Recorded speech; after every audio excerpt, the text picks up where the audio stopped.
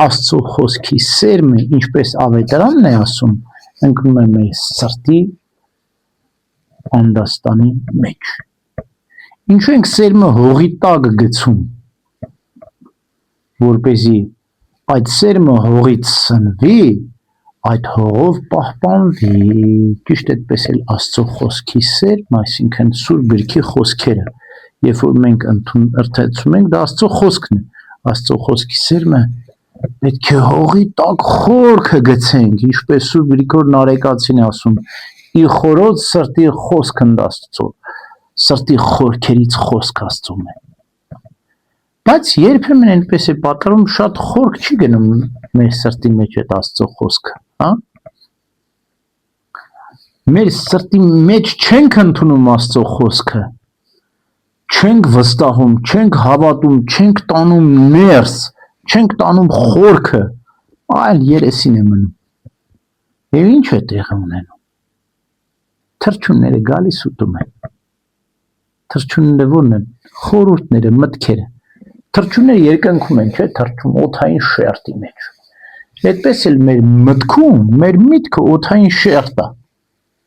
Միտքը սրտի հետ կապված է, չէ՞։ Օդը հողի հետ կապված է, չէ՞։ Միտք, սիրտ, օդ, հող։ Զգացիք։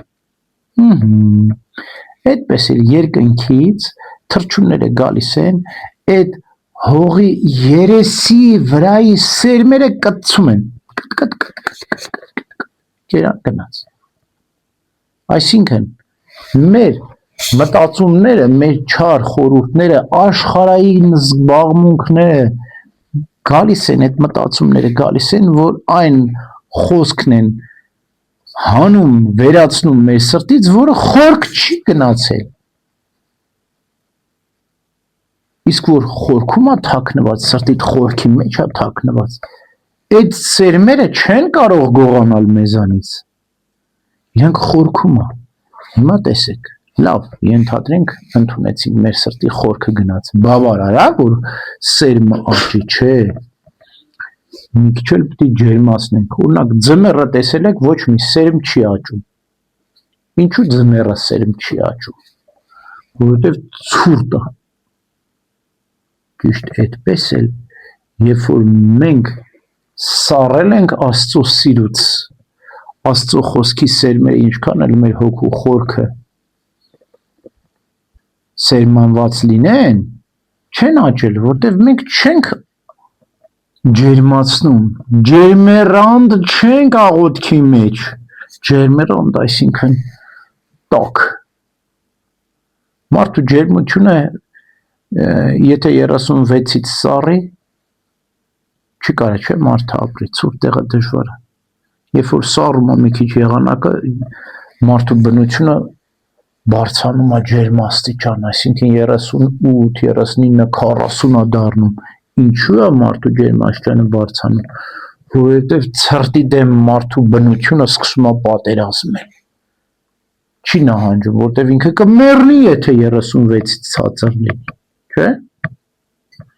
Ճիշտ այդպես էլ, երբ որ մեր հոգու ջերմությունը սառում է, մենք կարող ենք մեռնենք։ Գոնե մեր բնությունից սովորենք։ Երբ որ 36-ից ցուրտ ալնում, պետք է մենք մինչև 40 աստիճան ջերմացնենք, այսինքն այդ չար խորհուրդների դեմ ջերմերանդությամբ պայքարենք, չէ՞։ Երբ որ ջերմաստիճանը բարձրանում է, ինչ անում, օտար մարմինները, որ մեր մեջ են, հիվանդությունները, վիրուսները սպանում ենք, չէ՞, այդ բարձր ջերմաստիճանով։ Ճիշտ այդպես էլ, երբ որ մենք ջերմերանդորեն աղոթում ենք, չար խորհուրդները, չար մտածումները, այդ երկնքից եկած թռչունները գնում են, վերանում են։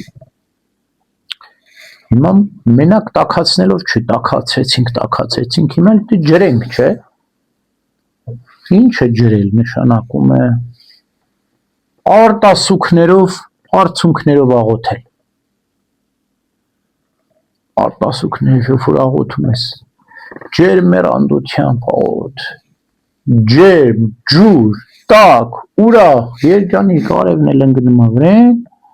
Աստծո խոսքի սերմերը սկսում են աճել, ծիլը դուրս է գալիս, Բայց մեկնակ ծիլը դուրս գալով բավարար չի։ Հիմա 6 ամիս պետք է անցնի, մենք պետք է հարատևենք, համբերենք, ժամանակ պետք է անցնի, այդ ծիլը պետք է աճի։ Ու ամբողջ այդ ընթացքը մենք պետք է ապահովենք ջուր, ջերմություն,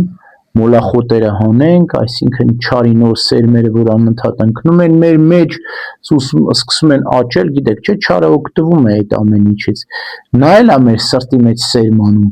իր մտքերը, ինչպես Աստծո խոսքն է մեր սրտի մեջ սերմանվում, այնպես էլ չարի խորհուրդներն են սերմանվում։ Մոլախոտը ցորենի հետ է աճում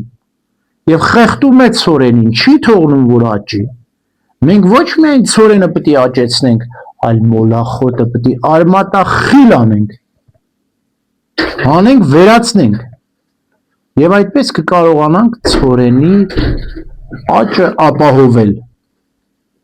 6 ամիս անցավ, ջրեցինք, ջերմացրեցինք, վերջում էլ մի հատ ցուրտը պետք է խփի, որ քաղցրանա։ Ցուրտը որն է, փորձություններով պետք է անցնենք։ Մենք նեղություններ, հալածանքներ, դժվարություններ ուզենք, չուզենք լինելու են, կան կլինեն, լինելու են։ Ինչու, որտեղ Պողոս Արաքյալն ասում է, ով Աստված պաշտության մեջ է, նեղություններ ու դժվարություններ պիտի կրի։ Չգրված օրենք, չգիտեմ որտեղից դեցա։ Մենակ երկնքի արքայության մեջ է, որ մենք նեղություններ, դժվարություն չենք կրելու։ Իսկ եթե այս կյանքում դրանք օգտակար են, ինչպես ցորենը մի հատ ցուրտը կպավ քաղցրանում է, այդպես նեղությունների, դժվարությունների մեջ քաղցրանալու ենք մենք։ Եվ այդպես կապահովենք մեր ցորենի աճը, երբ որ հունձը գա եւ երկնքից հրեշտակը գա, հունձը 2 անգամ է լինում։ Մեկը մահվան օրն է, մեկ էլ համընդհանուր հարության օրն է, ահեղ դատաստանը, աշխարհի վախճանը։ Հունձ կլինի։ Բոլորին կհնձի հրեշտակը, ցորենը կհավաքի իր շտեմաներներում երկնքի արքայության մեջ, իսկ հարդը, այսինքն խոտը, մոլախոտը կայրի անշեջ կրակով։ Եթե մենք ցորեն եղանք, երկնքի շտեմաներում կհավաքվենք, եթե հարդ եղանք, գեհենի կրակներում կկայրվենք։ Ամեն ինչ կախված է մեզանից։ Ուրեմն աճեցնենք ցորենը։ Ամեն։